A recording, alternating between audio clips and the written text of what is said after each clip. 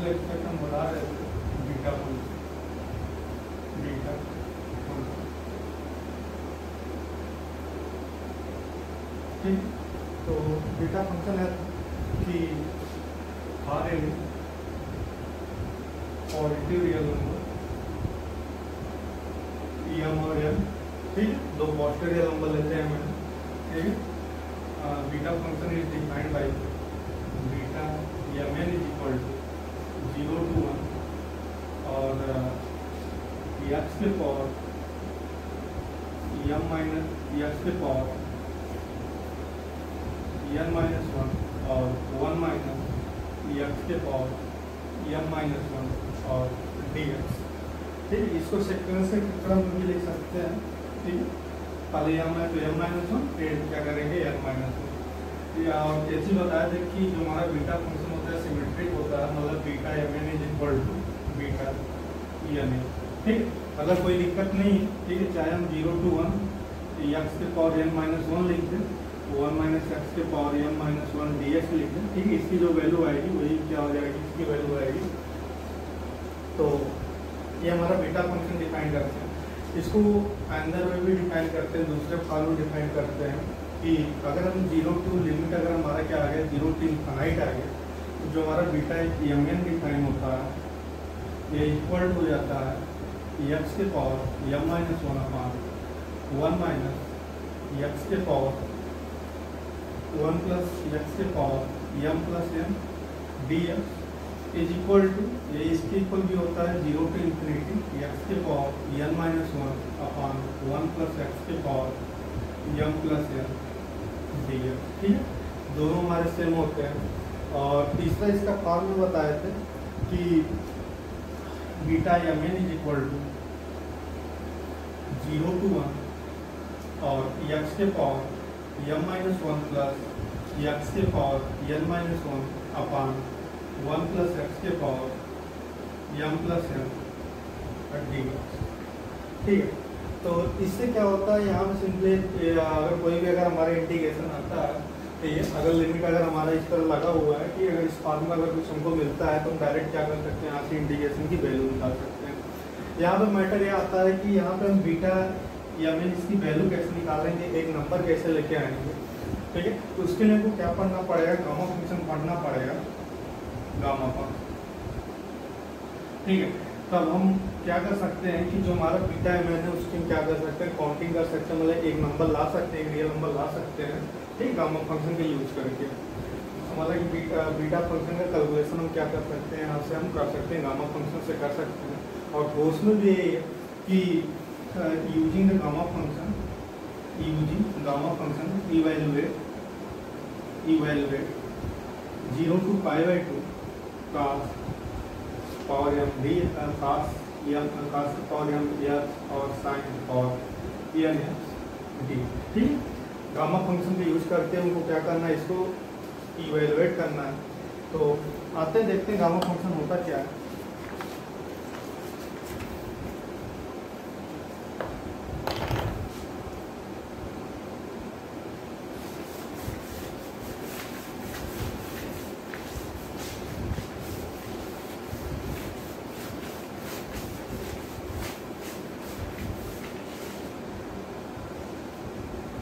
तो gamma function, gamma ध्यान देना, हाफ एन ग्रेटर देन 0, ठीक है। जो भी हम एन लेंगे वो मेरा क्या होना चाहिए, ग्रेटर देन 0 होना चाहिए, half an greater than 0। The gamma function, the gamma function, the gamma function, ठीक है। इसको हम डिफाइन करते हैं, ठीक है, इसको गामा और ये, ठीक है। तो जैसे लिखते हैं, ठीक है, सिंबल होता है अल्फा बीटा गामा, ठीक। तो यहाँ पे सिंबल है, गामा का सिंबल है, आर नहीं है, ध्यान देना, ठीक है। तो r n greater than 0 the gamma function gamma n is defined by relation gamma n is equal to 0 to infinite x के पावर एन माइनस 1 ई के power minus x d x, ठीक है, गामा फंक्शन क्या करते हैं, इस तरह define करते हैं, gamma n is equal to, ठीक है, इंटीग्रेशन ऑफ एक्स एन के पावर एन ई के power minus x d x, ठीक, लिमिट हमारा क्या रहेगा 0 टू इनफाइनाइट। तो हमारा क्या होता है, गामा फंक्शन का डिफिनेशन हो गया, और गामा फंक्शन किस तरह हम क्या कर सकते हैं, डिफाइन करते हैं।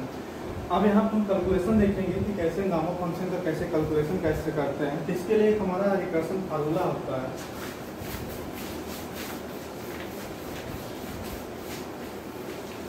तो रिकर्सन फार्मूला,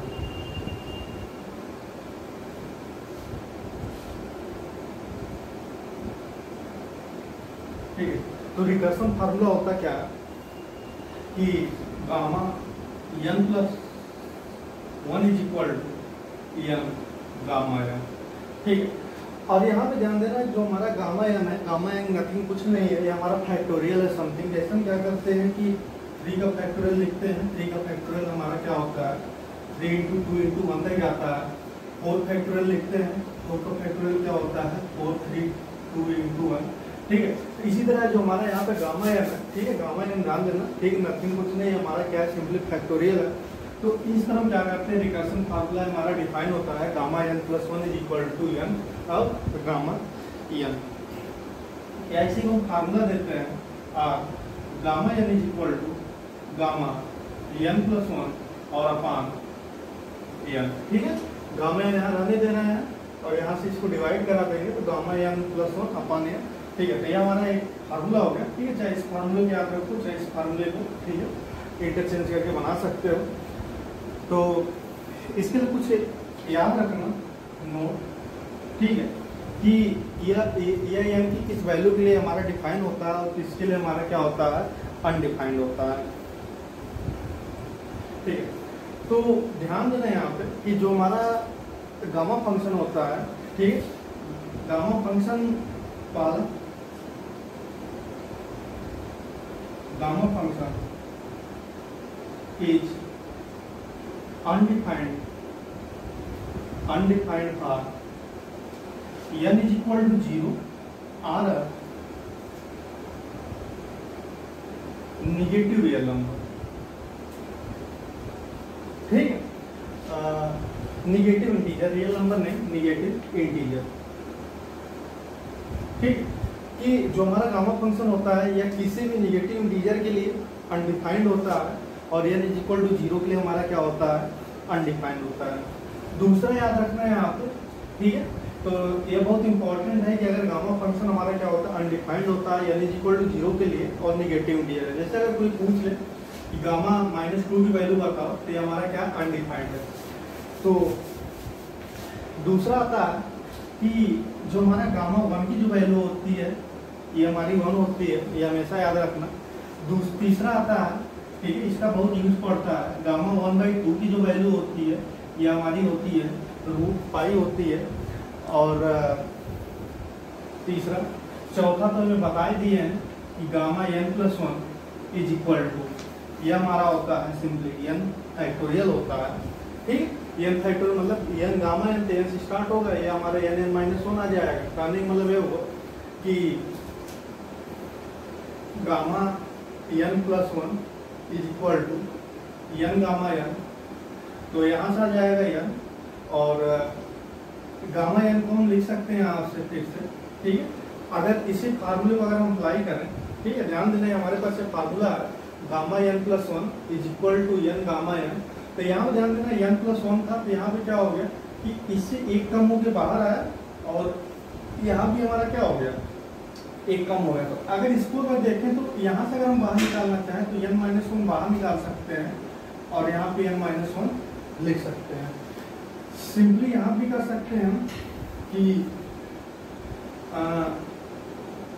इसी तरह इसके लिए भी काम कर सकते हैं कि ये तो रहेगा ही, यहाँ से अगर निकालना चाहे तो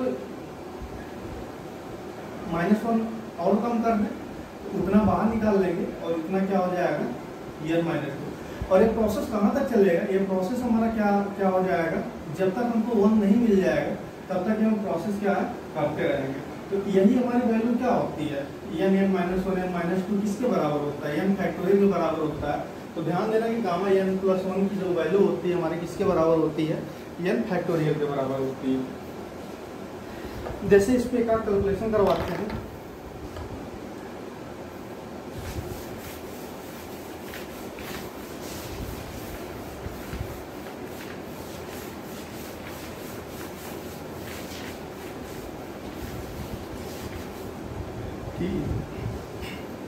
इवेलुएट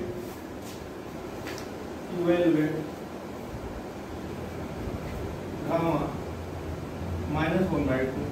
तो ध्यान देना, मैंने नोट में लिखवाया था कि जो हमारा गामा फंक्शन होता है वो सिंपली क्या होता है, हमारा जीरो और निगेटिव इंटीजर के लिए डिफाइन होता है। यहाँ पे हमारा -1/2 हमारा क्या इंटीजर नहीं है, तो इसलिए इसकी वैल्यू हम क्या कर सकते हैं, फाइंड आउट कर सकते हैं। तो जब भी अगर इस तरह वैल्यू निकालने के लिए आता है, तुरंत हम कहाँ पे जाते हैं, जो हमारा रिकर्सन फार्मूला है, ठीक है, वहाँ पे आते हैं। तो हमारे पास जो हमारा रिकर्सन फार्मूला है वो हमारे पास क्या है, n+1 gamma n+1 is equal to n gamma n। ठीक है, यहाँ से हम क्या कर सकते हैं, और ये हम जानते हैं कि कभी भी हम अगर हमारे पास कोई नेगेटिव नंबर है तो उसका फैक्टोरियल हम कभी भी फाइंड आउट नहीं कर सकते हैं। तो मतलब क्या है कि इस चीज़ को हमको फैक्टोरियल अगर हमको सॉल्व करना है, क्योंकि इसको फैक्टोरियल से ही सॉल्व करते हैं, तो अगर फैक्टोरियल सॉल्व करना है तो हमको किसी तरह पॉजिटिव बनाना पड़ेगा। तो यहाँ से देखो, अगर हम यहाँ से हम कर सकते हैं यूजी रिकर्सन फार्मूला।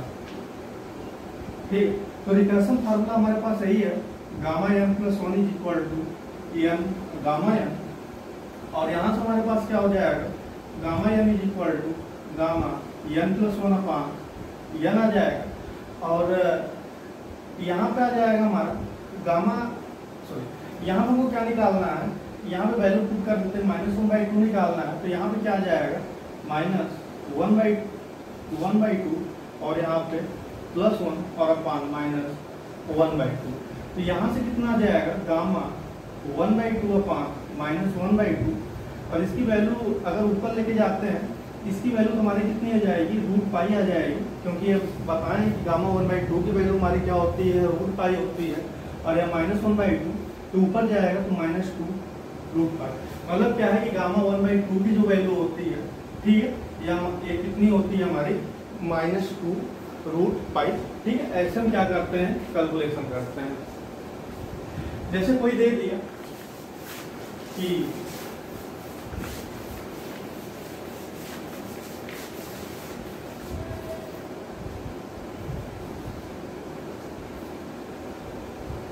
गामा 3/2 की वैल्यू फाइंड आउट करने के लिए, ठीक है, तो गामा 3/2 की वैल्यू कैसे हम फाइंड आउट कैसे करेंगे, तो देखना है यहाँ पे वही काम करेंगे, रिकर्सन फार्मूला यूज करेंगे, यूजी रिकर्सन फार्मूला। ठीक है, तो रिकर्सन फार्मूला हमारे पास क्या होता है, gamma n+1 is equal to n gamma n। तो यहाँ पे ध्यान देना कि हमारे पास क्या है, यहाँ पे 3/2 है। ठीक है, इसको हम क्या लिख सकते हैं, यहाँ पे गामा, इसको लिख सकते हैं 3/2 + 1 लिख सकते हैं, सॉरी 1/2 + 1 लिख सकते हैं, क्योंकि अगर ऐड कराओगे तो कितना आ जाएगा, 2 + 1 3 हो जाएगा, 3/2 हो जाएगा। अब यहाँ से देखो, अगर इस फार्मूले को अगर हम यूज करते हैं तो हमारे पास क्या है, n की वैल्यू कितनी है, यहाँ से कंपेरिजन कराएं तो अगर कंपेरिजन कराते हैं तो इसको सेकंड ले लेते हैं, इसको फर्स्ट ले लेते हैं। तो comparing second with respect to first. ठीक है, अगर इसे कंपेरिजन कराएं तो हमारे पास n की जो वैल्यू आ जाएगी, कितनी आ जाएगी, 1/2 आ जाएगी, और यहाँ पे कितना हो जाएगा, 1/2, और गामा यहाँ पे 1/2, कितना हो गया 1/2, और यहाँ पे गामा 1/2 कितना आ जाएगा हमारे पास, कि इसकी वैल्यू आ जाएगी हमारे पास √π। ठीक है, और यही हमारे पास क्या हो गया, √π/2, यही हमारे पास क्या हो गया, वैल्यू हो गया। ठीक है, तो देखो यहाँ पे एक क्वेश्चन उठता है, देखो यहाँ पे जब भी अगर डिवाइड में जब भी हमारा 2 रहेगा, ठीक है, तब तक हम क्या कर सकते हैं कि यह जो हमारे पास रिकर्सन फार्मूला है, ठीक है, इससे तो हम क्या कर ले जाएंगे, सॉल्व कर ले जाएंगे। मतलब जब जब डिनोमिनेटर 2 आ जाएगा तब तक तो हम वैल्यूज की फाइंड आउट कर लेंगे। क्वेश्चन ये भी आ सकता है कि क्या डिनोमिनेटर में हमारा 6 हो सकता है, 7 हो सकता है, ठीक है, 4 हो सकता है, हाँ ठीक है हो सकता है, लेकिन जो उसके लिए जो हमारा रिकर्सन फार्मूला होता है, ठीक है, उसके लिए हम एक क्या कहते हैं नया रिकर्सन फार्मूला फाइंड आउट करेंगे, ठीक है, तब उसके लिए हमारा क्या हो जाएगा, काम करेगा, ठीक है। अगर हम ये सोचे कि यहाँ पे अगर हम गामा 3/4 की वैल्यू अगर इससे फाइंड आउट करना चाहें तो कभी भी नहीं निकल पाएगा, ठीक है। तो इसलिए क्या है कि इसके लिए जो हमारा रिकर्सन फार्मूला मतलब डिनोमिनेटर अगर हमारा 4 आ गया तो इसके लिए जो हमारा रिकर्सन फार्मूला बनेगा, इसको फाइंड आउट करने के लिए जो नया फार्मूला बनेगा वो फिर दूसरा फार्मूला होगा, ठीक है। तो सिलेबस में फिलहाल इतना ही है, ठीक है, तो इसको ध्यान देना। और अगर y4 आता है, ठीक है, तो इसके लिए हम क्या करेंगे, ठीक है, नया रूल बताएंगे।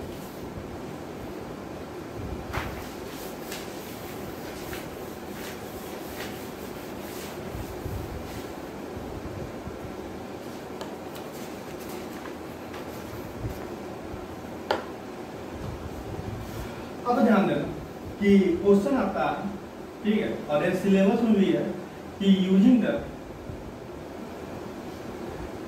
Gamma function, using the gamma function find the value, find या इवैल्यूएट, ठीक है, 0 to π/2 का यम एक्स, ठीक है, ध्यान देना पावर में है, और साइन n एक्स डी, ठीक। तो यह हमारे पास क्या है, गामा फंक्शन यूज करके हमको क्या करना है, इसको इवेल्युएट करना है। तो इसके लिए हमारा फार्मूला होता है, इसका हम सोल्यूशन लिख देते हैं, ठीक है, कि 0 to π जब भी आएगा इस तरह अगर हमको क्वेश्चन मिल जाता है यहाँ पे साइन n एक्स डी, ठीक है। अगर इस तरह अगर हमको कोई क्वेश्चन मिल जाता है तो डायरेक्ट हम क्या करेंगे यहाँ पे कि हमारे लिए इसके लिए एक फार्मूला होता है कि हम क्या करते हैं, गामा m+1/2 करते हैं और गामा n+1/2 करते हैं और अपान गामा m+n+2/2 करते हैं, ठीक है। ये हमारे पास फार्मूला होता है और इसकी काउंटिंग करना बता दिए हैं कि कैसे हम गामा फंक्शन कैसे काउंटिंग करते हैं, क्योंकि नीचे हमारे पास क्या है 2 है, ठीक है, तो आसानी से यहाँ से हम काउंटिंग कर ले जाएंगे। तो यह फार्मूला याद रखना, ठीक है, ये फार्मूला है हमारे पास कि जिससे हम क्या करते हैं, इसको इवेल्युएट करते हैं। तो जैसे इसमें क्वेश्चन देखते हैं, तो क्वेश्चन हमारे पास है 0 to π/2 और 1/√sin x dx। तो देखो हमारे पास जो लिमिट है, लिमिट हमारे पास कहाँ से है, 0 to π/2 है, ठीक है। तो मतलब क्या है कि यहाँ पे हम इसको लगा सकते हैं, क्योंकि अंदर हमको क्या मिल रहा है, साइन मिल रहा है। तो रूट का मतलब होता है यहाँ पे 0 to π/2 और रूट का मतलब होता है सिंपली साइन x की पावर 1/2, ठीक है। और यहाँ पे dx हो जाएगा इज इक्वल टू 0 to π/2 और इसको हम लिख सकते हैं साइन, ठीक है, क्योंकि साइन स्क्वायर एक्स का मतलब होता है sine x into sine x, ठीक है। तो यही चीज यहाँ भी लिख सकते हैं, सिंपली इतना हम लिख सकते हैं। अब यहाँ पे ध्यान देना, यहाँ पे हमको साइन और कॉस के टर्म बनाना है, तो यहाँ पे हम कॉस की पावर क्या लिख सकते हैं, 0 लिख सकते हैं। तो कॉस 0x और इंटू यहाँ पे साइन -1/2x dx। अब देखो हमको क्या मिल गया, m और n की वैल्यू हमको क्या मिल गई यहाँ पे। तो अगर m और n की वैल्यू मिल गई है तो अब हम क्या कर सकते हैं, ये फार्मूला यूज कर लेते हैं। m की वैल्यू हमारे पास क्या है, यहाँ से कंपेरिजन कराएं 0 है, और n की वैल्यू हमारे पास कितनी है, -1/2 है, और वहाँ पे क्या करते हैं, वैल्यू रख देते हैं। तो देखते हैं कितना आता है। तो देखो यहाँ पे गामा m की वैल्यू कंपेरिजन करा लिए 0 + 1/2 और गामा n की वैल्यू हमारे पास कितनी आ गई यहाँ पे -1/2 और +1 और बाई यहाँ पे कितना आ गया 2 आ गया, और फिर अपान यहाँ पे गामा m की वैल्यू 0 और -1/2 और फिर +2 और बाई कितना आ गया यहाँ पे 2 आ गया।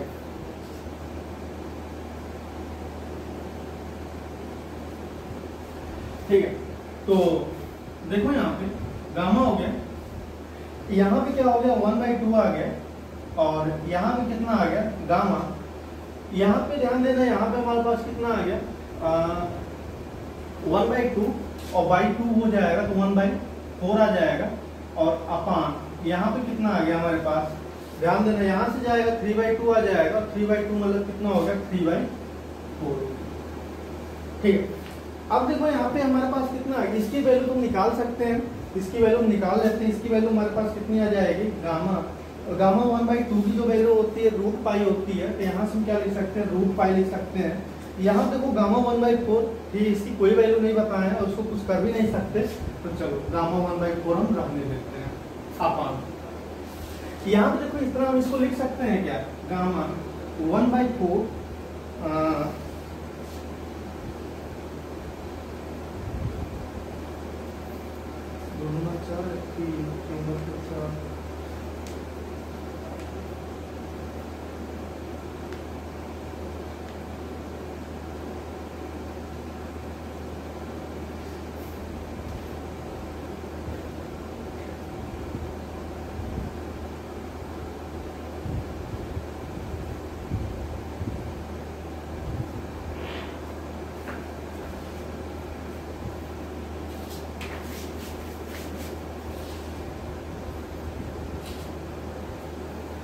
ठीक, तो इसकी वैल्यू हमारी आ जाएगी यहाँ पे गामा 1/2 और ये गामा 1/4 और अपान यहाँ से आ जाएगा हमारा गामा।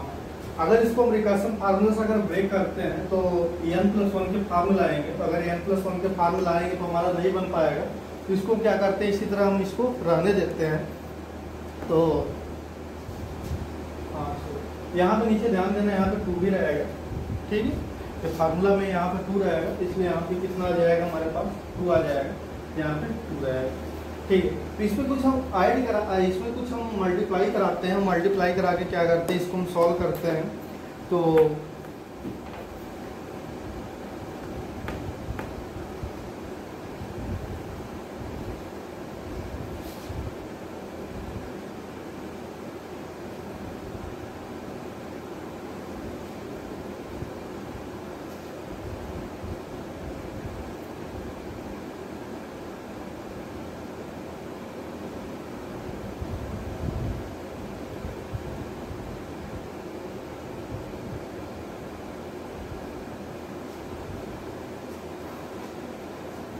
ठीक है, ये हमारा कितना आ जाएगा गामा 3/4, ठीक है।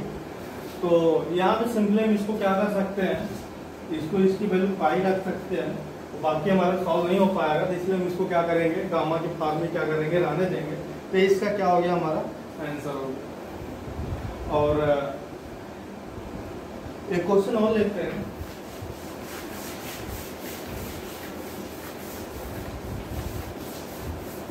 ठीक है। तो जहाँ पे हमको क्या होता है कि गामा की वैल्यू नहीं निकाल पाते हैं, ठीक है, वहाँ पे हम क्या करेंगे इसी तरह इसको रहने देंगे, और जहाँ पे निकाल पाएंगे ठीक है तो वहाँ तक निकालेंगे।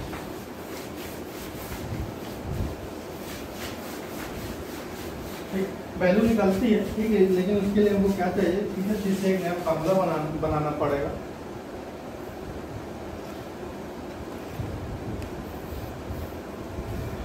और एक क्वेश्चन लेते हैं कि 0 to π/2 और √tan θ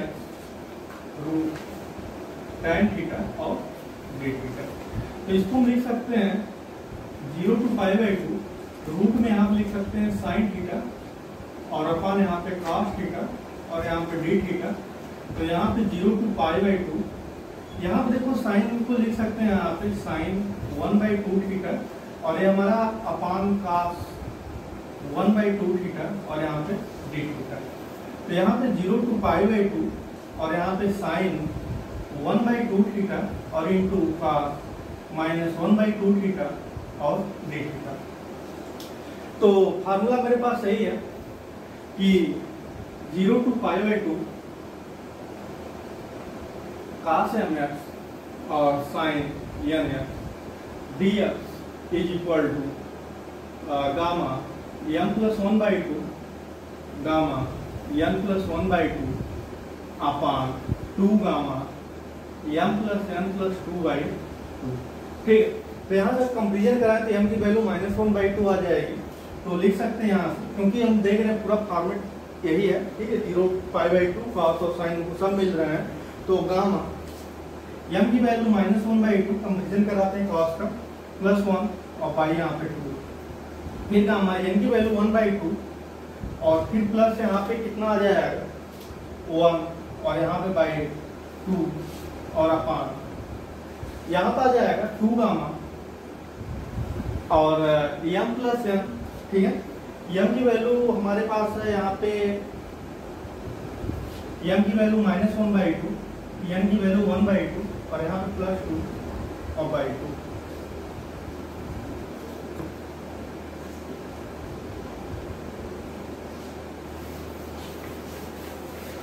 तो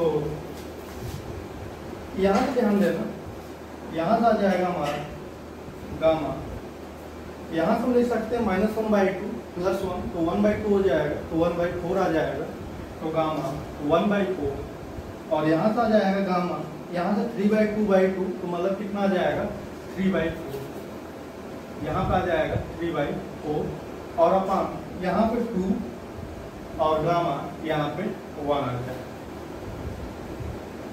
यहाँ तक तो क्लियर है। तो इसकी वैल्यू तो 1 होती है, लिख सकते हैं। तो 1/2 गामा 1/4 और गामा 3/4। ठीक है, अब फिर से हमको ये सॉल्व करना है, तो इसके लिए देखना है एक रिकर्सन फार्मूला बना हुआ है। ठीक है, तो इसको भी नोट कर लेना, रिजल्ट में नोट कर लेना कि अगर gamma n into gamma 1 minus n is equal to होता है पाई अपान साइन n पाई होता है। तो ध्यान देना ये n है और ये हमारे पास क्या है पाई। ठीक है, gamma n into gamma 1 minus n is equal to pi upon sine n pi. तो यहाँ से हमारा हो जाएगा, देखो इसको हम बना सकते हैं 1/4 और इसको हम लिख सकते हैं गामा यहाँ पे 1 माइनस 1/4। देखो ये फॉर्मेट बन गया। अगर n की वैल्यू 1/4 ले लें तो 1/4 1 माइनस 1/4 तो मतलब n की वैल्यू हमको मिल गई, कितनी मिल गई यहाँ पे तो पाई रहेगा और n की वैल्यू हमको मिल गई साइन n की वैल्यू 1/4 तो मतलब π/4 लिख सकते हैं और साइन π/4 की वैल्यू सबको मालूम है कितनी होती है 1/√2 होता है। तो 1 कितना आ जाएगा √2 ऊपर चला जाएगा तो √2 पाई और अपान 2 ये कैंसिल हो जाएगा पाई/√2। ठीक है, तो ये हमारे पास क्या आ गई इसकी वैल्यू आ गई। ठीक है, एक रिकर्सन फार्मूला और है। ठीक है, तो इसको भी याद रखना सब। ये रिकर्सन फार्मूला है, इसको बोलते हैं Legendre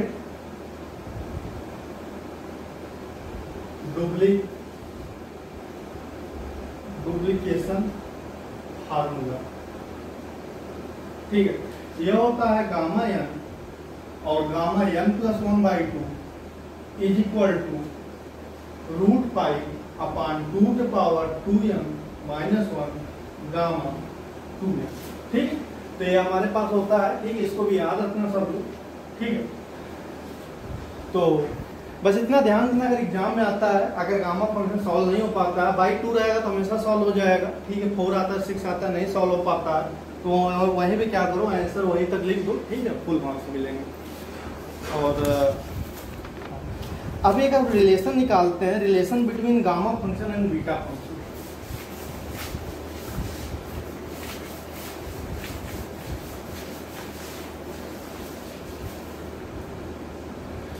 relation between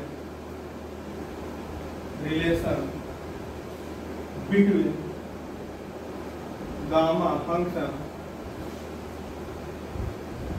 and beta function. ठीक, तो इन दोनों में रिलेशन क्या होता है, तो इन दोनों का रिलेशन याद रखना हमेशा कि beta mn is equal to होता है कि गामा m और upon gamma m plus m। ठीक है, इन सब का प्रूविंग है। ठीक है, लेकिन तो ऐसा प्रूविंग से आया कि beta M N is equal to होता है हमारा gamma m into gamma n upon gamma m plus n. तो देखना कि इस पे क्वेश्चन हम सॉल्व करते हैं बीटा पे। तो एक क्वेश्चन लेते हैं इस पे हम। जैसे हमारे पास क्वेश्चन है कि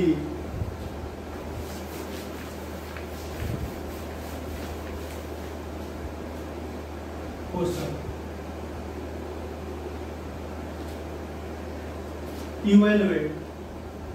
evaluate 0 to infinite x के पावर 4 1 प्लस x के पावर 5 अपान 1 प्लस x के पावर 1 प्लस x के पावर 15 और यहाँ पे कितना आ जाएगा dx। तो यहाँ पे ध्यान देना कि इसको हम सॉल्व करते हैं। यहाँ पे हम देख रहे हैं कि अगर इसको हम, क्योंकि हमारे पास जो है ठीक है 0 टू इनफाइनाइट, और जो हमारा फॉर्मेट है हमारे पास, इसका फॉर्मेट सिंपली यही है कि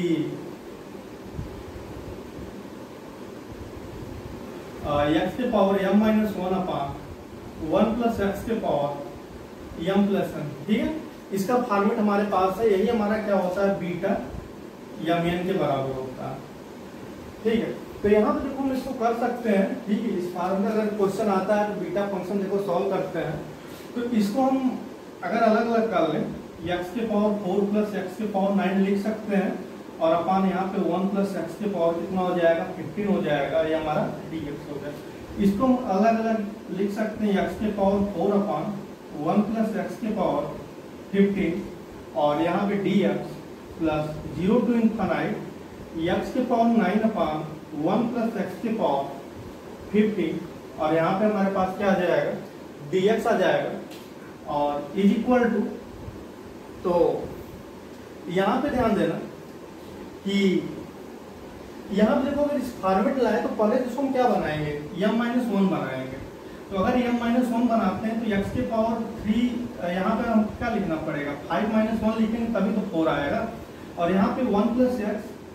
अब देखो यहाँ पे अगर इसको हम m मान लेते हैं, ठीक है, तो m की वैल्यू तो 5 आ गई, तो यहाँ पे 5 हो गया, इसको क्या लिख सकते हैं हम 10 लिख सकते हैं। ठीक है, मतलब वही हुआ dx। इसी तरह अगर दूसरे को देखो तो दूसरे को क्या लिख सकते हैं x की पावर यहाँ पे 10 माइनस 1 लिख सकते हैं, तो 1 प्लस एक्स के पावर यहाँ पे हम इसको अगर 10 ले लेते हैं, m की वैल्यू अगर 10 ले लेते हैं तो इसकी वैल्यू हमारी क्या हो जाएगी 5 और dx। और यही हमारा क्या होता है बीटा mn के बराबर होता है। तो m की वैल्यू 5 मिल गई और n की वैल्यू यहाँ 10 मिल गई, और यहाँ भी क्या मिल गया हमारे पास m की वैल्यू यहाँ पे देखो 10 मिल गया और ये हमारे पास 5 मिल गया।